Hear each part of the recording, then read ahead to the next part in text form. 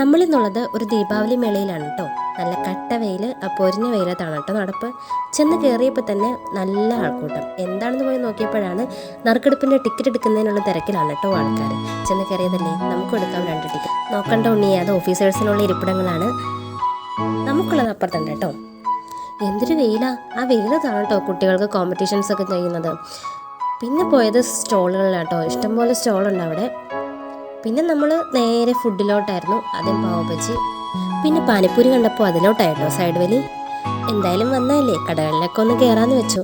പക്ഷെ നോക്കണ്ട, എല്ലാത്തിനും നല്ല വിലയായിരുന്നു. അതുകൊണ്ട് കയറി കണ്ടു, അതേ സ്പീഡിൽ ഇറങ്ങി വന്നു. നല്ല വെയിലാണ്.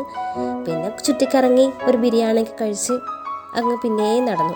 പിന്നെ നടക്കുമെന്ന് വെച്ചാൽ അവിടെ കുറേ നേരം ഇരുന്ന് കേട്ടോ. നല്ല വെയിലല്ലേ, നടക്കാനൊന്നും പറ്റിയില്ല. ബിരിയാണി കഴിച്ചപ്പോഴേ ക്ഷീണമായി. പിന്നെ അവിടെ കുട്ടികൾക്കുള്ള കുതിരസവാരിയൊക്കെ ഉണ്ടായിരുന്നു കേട്ടോ. കുട്ടികൾ മാത്രമല്ല, മുതിർന്നവർക്കും കയറാം. അങ്ങനെ കുതിരസവാരിയൊക്കെ ഒന്ന് കണ്ടു. പിന്നെ ഒന്നും നോക്കിയില്ല, നല്ല വെയിലാതുകൊണ്ടും ബിരിയാണി കഴിച്ച് വയർ നിറഞ്ഞത് കൊണ്ടും ഒരു ഐസ്ക്രീം കൊണ്ട് പരിപാടി അങ്ങ് തീർത്തു. അപ്പോൾ അടുത്ത എന്തെങ്കിലും കൊല്ലം ഇഷ്ടമായി നമുക്ക് വീണ്ടും കാണാം കേട്ടോ. Okay, bye, stay tune.